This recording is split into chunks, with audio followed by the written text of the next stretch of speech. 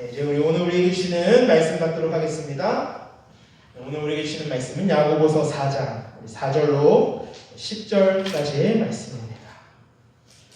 야고보서 4장 4절로 10절 말씀, 저와 여러분들이 한 절씩 교독하심으로 말씀 받도록 하겠습니다. 가늠한 여인들아, 세상과 벗된 것이 하나님과 원수됨을 알지 못하느냐?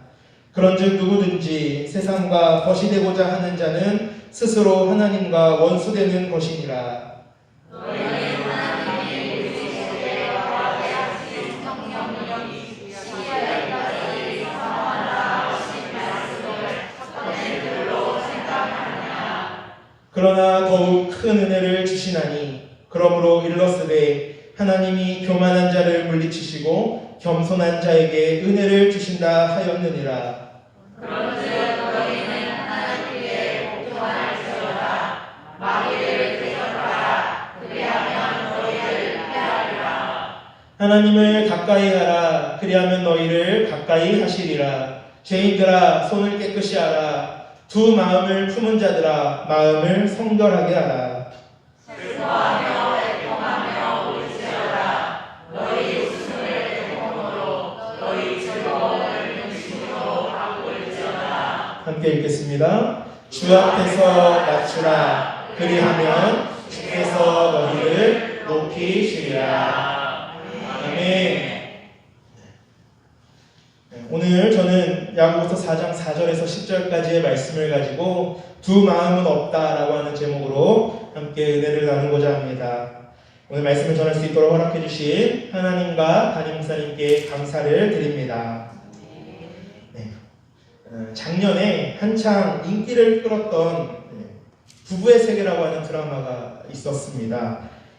많은 분들이 아마 기억하실 텐데 혹시 다들 보셨나요?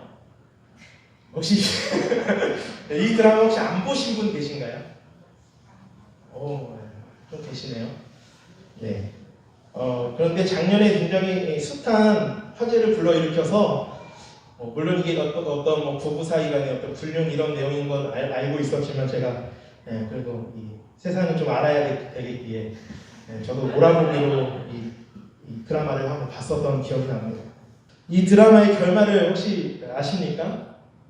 이 두 여자 사이에서 동시에 사랑한다고 그렇게 이야기하면서 갈팡질팡 하다가 결국에는 결국에는 이제 본처를 버리고 여다경이라고 하는 젊은 여자와 결혼을 했다가 또 나중에 결국에는 그 여다경이라고 하는 여자하고도 여다경에게 버림받게 되고 지선우에게 다시 재결합을 요구하다가 받아들여지지 않게 되고 자살 시도까지 하게 됩니다. 두 여자에게 모두 버림받은 것이죠. 오늘 영상에서 이 대화하는 가운데 이 친구한테 자기의 그런 고민을 막 얘기할 때 이 친구가 이렇게 이야기하죠. 그런 궤변이 어디 있니? 어떻게 두 여자를 동시에 사랑할 수 있어? 그렇게 이야기를 하죠. 오늘 제가 이 설교의 제목을 두 마음은 없다라고 그렇게 정했습니다. 오늘 이 드라마 속에 나오는 이태호라고 하는 이 남자가 두 여자를 동시에 사랑한다고 하는 말이 궤변이고 어이없는 말인 것처럼 많은 사람들이 분노하지 않았습니까? 드라마를 보면서 부들부들 떨면서 뭐 저런 인간이 다 있나 했을 텐데 우리들도 마찬가지라는 것입니다. 우리가 하나님과 세상을 동시에 사랑할 수가 없다라고 하는 것이죠. 오늘 이 야고보서 4장 4절 말씀에 이 야고보 사도는 이렇게 이야기합니다. 가늠한 여인들아 라고 그렇게 부르고 있어요. 이것이 누구를 향해서 누구를 이렇게 호칭하는 말입니까? 그것은 바로 어떤 그냥 문자 그대로 가늠한 여인들을 향해서 하시는 그런 부르는 말이 아니라 지금 여기서 가늠한 여인들아 라고 부르는 그 말은 이 충격적이게도 지금 야고보가 말씀을 전하고 있는 곳곳에 흩어져 있는 이 디아스포라들 유대 기독교인들을 향하여 이 가늠한 여인들아 라고 부르고 있는 것입니다. 오늘날로 치면 교회 성도들을 향하여서 가늠한 여인들아 라고 그렇게 부르고 있는 것입니다. 그렇다면 왜 이렇게 강한 어조로 이 야고보가 강력하게 성도들을 향하여 가늠한 여인들아 라고 외치는 것일까요? 그것은 바로 당시의 성도들의 삶의 모습이 이 4절 말씀에서 말씀하는 대로 세상의 벗이 되고자 하였다라는 것입니다. 이것이 바로 하나님을 버리고 세상을 따라가는 영적인 간음이라고 하는 것을 의미하는 것입니다. 여러분, 우리가 성경을 보면 이 하나님과 우리 성도들 간의 이 사이를 신랑과 신부로 많이 비유해서 설명하게 됩니다. 우리가 하나님을 신랑으로, 우리가 또 우리들을 그 하나님의 그 신랑의 신부로서 비유를 하는 것이죠. 하나님과 성도와의 관계를 결혼에 비유하는 것입니다. 저는 저희 집사람이 제 첫사랑이지만, 만약에 제가 결혼하기 전에, 왜 웃으시나요? 제가 만약에 결혼하기 전에 다른 여자를 만났다고 칩시다. 가정법입니다. 그런데 제가 그 여자를 제대로 정리하지도 않고 계속 연락하고 하면서 이 결혼을 한다는 것이 마땅한 일입니까? 마땅하지 않다는 거예요. 그 전에 있었던 관계들, 그 전에 만났던 여자들은 어떻게 해야 됩니까? 우리가 결혼하기 전에 깨끗이 정리해야 되는 거예요.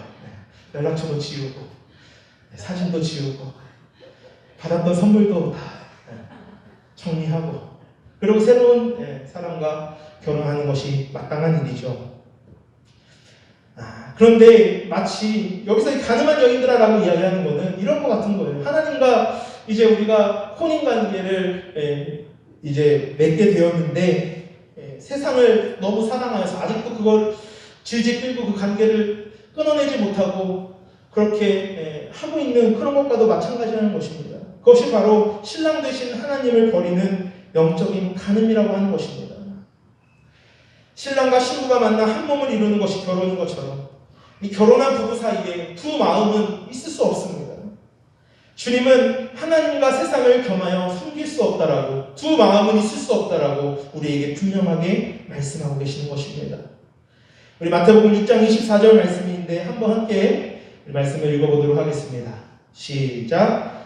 한 사람이 두 주인을 섬기지 못할 것이니 혹 이를 미워하고 저를 사랑하거나 혹 이를 중히 여기고 저를 경히 여기리라. 너희가 하나님과 재물을 겸하여 섬기지 못하느니라. 아멘. 여기서 이야기하는 이 재물은 곧 오늘 본문에서 이야기하는 세상과 벗하고자 하는 그런 마음과 같은 의미이죠. 하나님과 재물을 겸하여 섬길 수 없다는 것입니다. 내가 하나님도 사랑하고 세상도 사랑할 수 없다는 것입니다. 여기에서 우리의 선택과 결단이 요구되어지는 것입니다. 세상과 하나님 사이에서 무엇을 선택할 것인가? 성도인 우리가 세상과 가까워져서는 안 되는 또 하나의 중요한 이유가 5절 말씀에 나와 있습니다. 우리 한번 5절 말씀 확인해 볼까요? 함께 시작. 너희는 하나님이 우리 속에 거하게 하신 성령이 시기하기까지 사모한다 하신 말씀을 헛된 줄로 생각하느냐.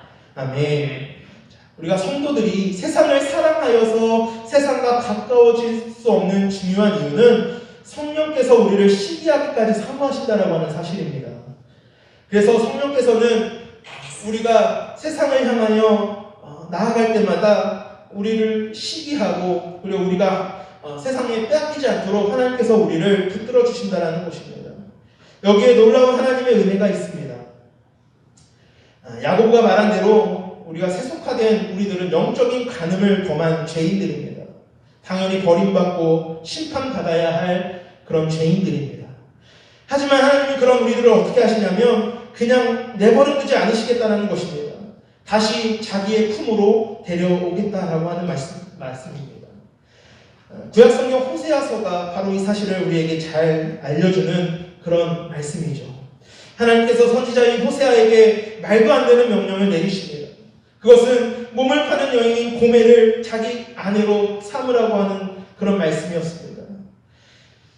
하나님의 말씀을 전하는 이 거룩한 선지자에게 몸을 파는 그런 여인을 아내로 삼으라고 하는 것은 결코 생각할 수 없는 그런 일이었습니다. 하지만 이 호세아 선지자는 하나님의 말씀에 순종하여 고멜을 아내로 데려오게 됩니다. 하지만 이 음란한 여인이었던 고멜은 이 선지자의 사랑을 받고 또 자녀를 낳았음에도 불구하고 다시 다른 남자를 따라 도망가게 됩니다. 근데 하나님께서 이때에도 호세아에게 이렇게 명령하셔요. 가서 그 여인을 찾아서 데려오라는 것입니다. 그리고 마치 아무 일도 없었다라는 듯이 다시 아내로 삼고 살아가라라고 그렇게 말씀하시는 거예요. 하나님께서 이 호세아에게 이러한 명령을 하시는 이유는 무엇입니까? 우리에게 그 삶을 통하여 우리에게 일깨워주시기 위한 것입니다. 바로 하나님께서는 영적으로 가늠한 성도라 할지라도 하나님께서는 그들을 끝까지 사랑하신다라고 하는 것을 우리에게 보여주시기 위함이었습니다. 우리가 참으로 악하고 더럽고 미련할지라도 하나님은 그러한 우리들을 끝까지 기다리시고 다시 데려오셔서 자신의 신부로 삼겠다라고 하는 약속의 말씀입니다.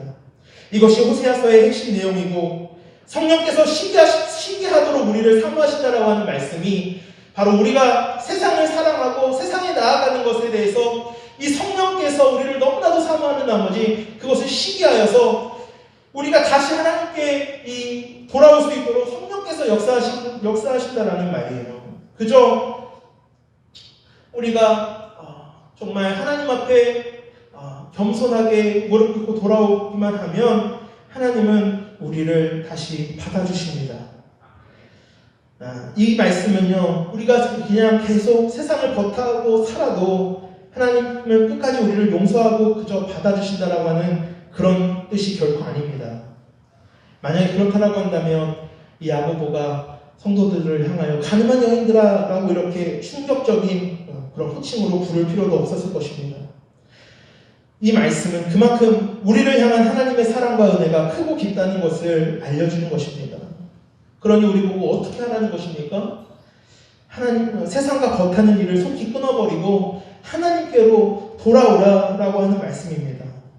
한 발은 하나님께 두고 한 발은 세상 편에 두고 그렇게 양다리를 걸치고 살아가는 것이 아니라 우리를 기다리시는 하나님께로 속히 돌아오라는 것입니다. 하나님께 돌아와서 하나님의 사랑과 은혜 가운데 풍성한 삶을 누리라고 하시는 말씀입니다. 오늘 본문 말씀 7절과 8절은 또 우리에게 마귀를 대적하고 하나님을 가까이 하라라고 권면하고 있습니다. 우리가 이 하나님을 세상을 버타지 않고 하나님을 선택하여 살아간다라고 하는 것은 마귀를 대적하고 하나님을 가까이 하는 삶입니다. 그때에 우리가 하나님을 가까이 하는 삶을 살게 되면 마귀가 우리를 피하게 된다라고 말씀하십니다. 마귀는 멀리하고 대적해야 하는 것이지만 우리가 하나님은 가까이 해야 합니다. 그럴 때 하나님도 우리를 가까이 하여 주시고 우리의 대적 마귀의 유혹과 어떤 그런 미혹에서 우리를 지켜주시게 되는 것입니다. 사랑하는 성도 여러분, 구원은 우리가 전적으로 하나님께 달려있는 일입니다. 전적으로 하나님의 주권이라는 것이죠. 하지만 선택은 우리의 몫입니다. 우리는 단호하게 선택해야 합니다. 마귀를 가까이 할 것인지 하나님을 가까이 할 것인지 우리가 단호하게 선택해야 한다는 것입니다. 사람은 가까이 하는 것에 물들게 되어 있습니다. 우리가 무엇을 가까이 하느냐에 따라 우리의 삶의 모습이 확연하게 달라진다는 것입니다. 무엇을 가까이 하느냐에 따라서 생각도 달라지게 되고 삶의 모습도 달라집니다. 그래서 우리가 맹모삼천지교 너무나도 잘 알고 있지 않습니까? 어떤 시장과 또 무덤과 또 서당 옆에 이렇게 3번이나 이사하면서 결국에는 그 서당 옆에 이사했을 때 드디어 이 맹자가 글을 읽고 책을 읽는 것을 가까이 하게 되는 것을 우리가 이 고사를 통해서 알게 됩니다. 사람은 가까이 하는 것을 닮아가게 되어 있다는 것입니다. 어떤 환경, 또 어떤 집단, 어떤 사람, 우리가 가까이 하는 사람에 따라서 영향을 많이 받게 되고요. 우리가 어떤 가까이 하는 환경이 어떤 환경이냐에 따라서도 우리가 추구하는 삶의 가치관이나 삶의 모습들이 많이 달라지게 됩니다. 여러분들은 지금 무엇을 가까이 하고 살아가고 계십니까? 제가 이 어릴 때 우리 외갓집을 한 번씩 다녀오게 되면 저희 외갓집은 이 전라도 군산이었어요. 그래서 이 전라도 사투리들을 좀 쓰십니다. 할머니, 삼촌들하고 이모들하고 다 만나면 한 번 이렇게 외갓집을 다녀오면 제가 막 전라도 사투리를 막 쓰는 거예요. 아따 참말로 그러면서 거시기 해불어 이러면서 말투가 그렇게 사투리가 나도 모르게 나오게 되는 것을 경험하게 되었어요. 그리고 제가 이 20살 넘어서 이제 친한 학교 선배를 만나게 됐는데 이 선배가 충청도 출신이에요. 그러니까 자꾸 이 선배랑 같이 대화하고 얘기하다 보니까 나도 모르게 충청도 사투리가 나오는 거예요. 그러니까 이게 내가 충청도에 살아본 적도 없는데 그냥 막 말투가 그냥 그렇게 되더라니까요. 그래서 이게 말투도 사람의 말투나 억양도 이렇게 주변 사람들의 영향을 많이 받게 되는 것이 인간이라고 하는 것을 제가 느끼게 됐습니다.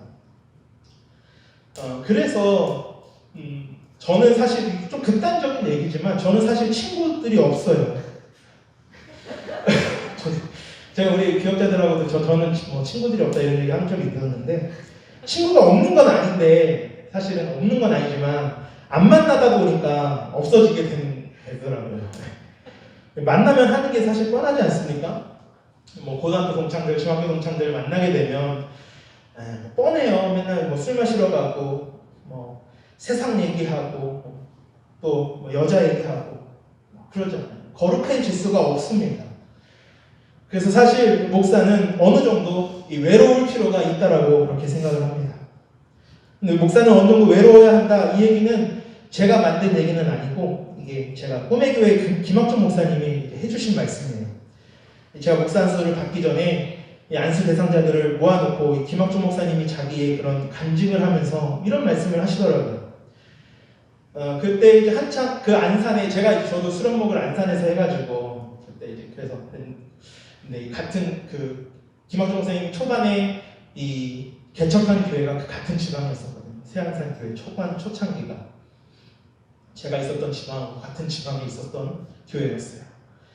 근데 이제 이 한창 담임 전도사 시절에 그 안산에 와서 아무도 뭐 아는 사람도 없는 그 곳에 와서 개척을 하고 하면서 뭐 의지할 사람들이 뭐 있었겠습니까? 그러니까 지방 교역자회 이제 교역자들하고 모임도 많이 가지고 그런 같이 활동들을 많이 했다라고 해요. 그래서 교역자들끼리 젊은 교역자들끼리 모여서 축구하고 사우나 가고 해장국 먹고 그러고 오면 하루가 그냥 다 가더라는 겁니다.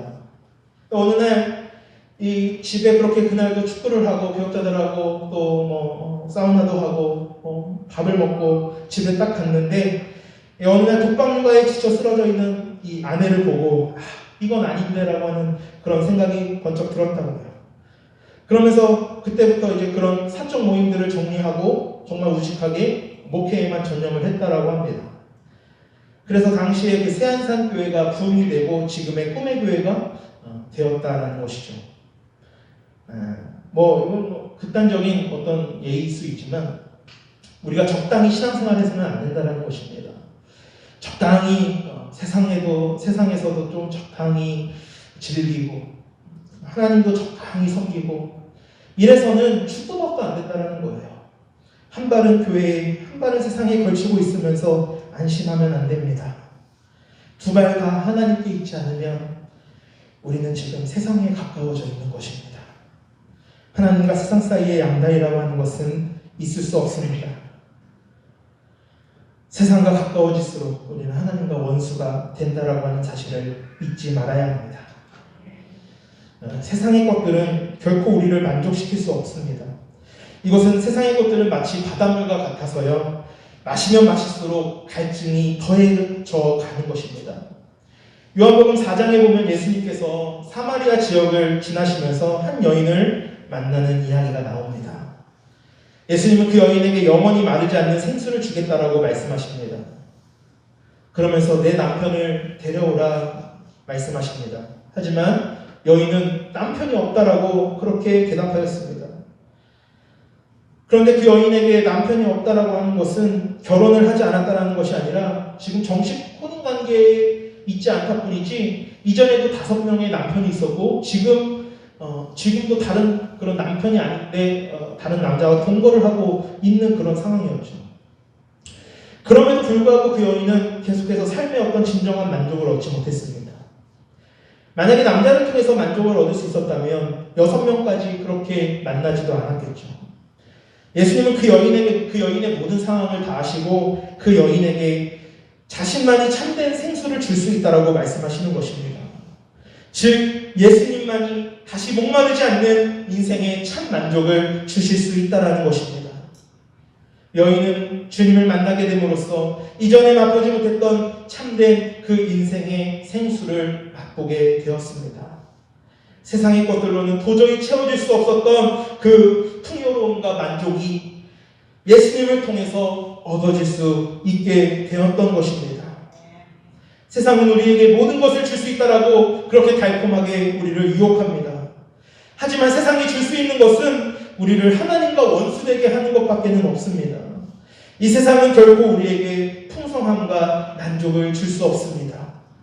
더 굶주리고 더 갈급하게 만들 뿐입니다. 우리가 세상을 쫓아가는 발걸음을 즉시 멈추고 주님께로 돌아오실 수 있기를 바랍니다. 예수님만이 우리에게 생명을 주시고 더욱 풍성하게 해주시는 분이십니다. 하나님을 가까이 하시는 성도님들이 되실 수 있기를 간절히 소망합니다. 우리 안에서 계속해서 성령께서 결코 우리를 내버려두지 않으실 것입니다. 우리에게 불편한 마음과 경고를 계속 주시는 거예요. 우리가 그것을 무시해서는 안 됩니다.